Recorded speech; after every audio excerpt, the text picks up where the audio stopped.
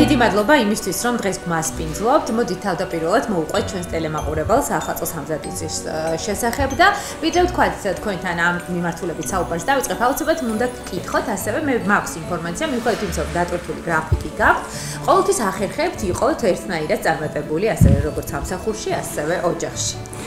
მადლობა უპირველეს ყოვლისა სტუმრობისთვის, ყველას გილოცავთ ახალ წელს. ჩვენი საახალწლო სამზადისი იწყება საახალწლო ნაძვისხით მორჩვით. ეს არის ჩვენი მთავარი ნაძვისხე, რომელშიც ყოველთვის გვეხმარება კატუნა.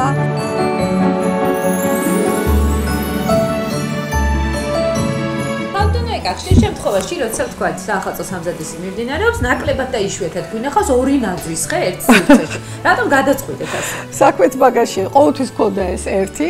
წელს თვითონ ახლა ამისი მორთვა ცოტა მე დრო საჭიროებს და უფრო მეტნი ვიყავით ხოლმე. მეხმარებია ჩემი ოჯახის წევრები, შვილები. ახლა გოგონა ქალიშვილი აქ არ არის, საზღვარგარეთ ცხოვრობს და რაღაცა დიდი დრო დასჭირდა და ამიტომ მამამ და კატერინამ გადაწყვიტეს, რომ ასე მოგვიტანეს პატარა ნაცვლად თვითონ მორთვეს. ხო და ეს არის იდეა იმის, რომ მეორე ნაძვისხე გაჩნდა სრულიად შემთხვევით.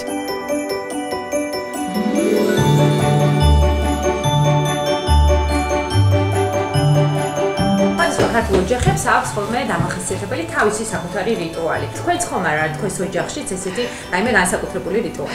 განსაკუთრებული რიტუალი მაინც როგორც უბრალოდ როდესაც ნაძვისხე ირთვება, მე მიყვარს, როცა ოჯახის ყველა წევრი ესწრება და თუ ვთქვათ იმ მომენტში ყველა ერთად არ ვართ, ყველას რაღაცა თავისი პატარა წვლილი შეაქვს რაღაცა აი ამის შექმნაში, რამე თუ ეს ახლა ყველასთვის ძალიან საყვარელია და მე მგონი ამ ჯადოსნური დღესასწაულის მთელი სილამაზეც ნაძვისხეა და რამე ისეთი განსაკუთრებული არაფერი მახსენდება, უბრალოდ მინდა რომ ერთად ვიყოთ ხოლმე.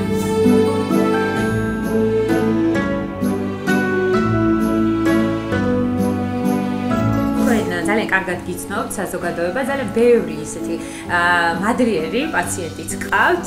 მოდით ახლა გითხარით, როგორ აბალანსებთ ამ ყველაფერს, რომ აი ესე თანაბრად წარმატებული ხართ. და განსაკუთრებული ახალი წელი თუ გახსენდებათ, იმიტომ რომ თქვენი პროფესია არის ერთ-ერთი იმ პროფესიათაგანი, რომელიც აი ხშირ შემთხვევაში სწორედ 31-ში და პირველშიც ხართ ხოლმე ქვეყნის და ადამიანების სამსახურში. სიმართლე გითხრათ, უმეტესად მიწევს 31-ში მუშაობა, წელსაც კი ჩვენი კლინიკა მუდმივად დაასვენების დღეებშიც კი, ჩვენი პროფესია ასეთია, ხალხის და პაციენტების სამსახურში, მაგრამ რაღაცაით სამუშაო საათების შემდეგ შაბათ-კვირას, აი ასეთ რაღაცნაირად ესე გამოვდი შეძლების დაგვარით. სამზარეულოში თუ ახერხებთ ხოლმე? კი, სხვათა შორის. გოზინაყი დაიწყება 10, ჯერა ვერ მოვახერხე და მე თანდათან ყველაფერი რაც არის აცივი, გოჭიც შემიწვია სხვათა შორის, შემიწვავს. ასეთიც ხდება ხოლმე.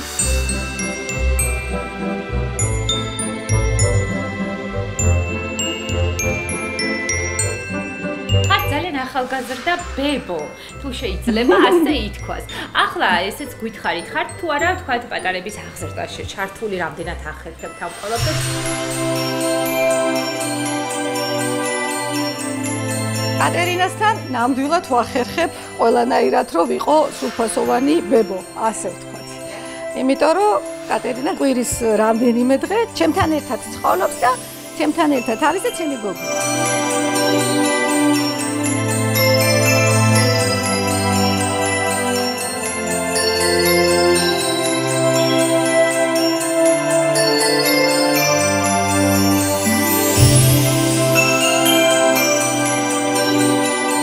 ბოლო 4 წელიწადია ჩვენი ბედნიერება ამ ოჯახის გახლავთ ეს პატარა ქალბატონი და წელს მინდა გაგაცნოთ მეორეც. 4 თვისაც არ გვყავს, თუ შეიძლება ანიტა სტუდიაში.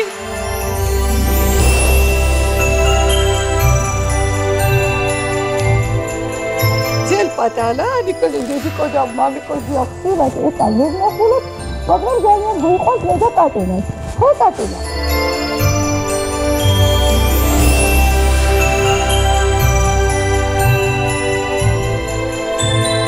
შენ ყველაზე კარგი მეგობარი ვინ გყავს, ვინ გიყვარს? კატერინა, თოლის ბაბუამ საჩუქარი საიდან მომიტანა?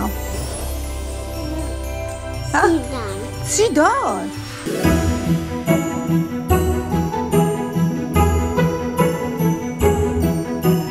მინდა მიულოცო ყველას, მთელ საქართველოს, მინდა იყოს ძალიან ბედნიერი, ძალიან ლამაზი, მშვიდობიანი წელი შემოსულიყო საქართველოში და სრულიად მთელ სოფლიოში, რომ აი ეს პატარები, ჩვენი მომავალი თაობა ცხოვრობდეს ლაღად, ბედნიერად, თავისუფალ საქართველოში.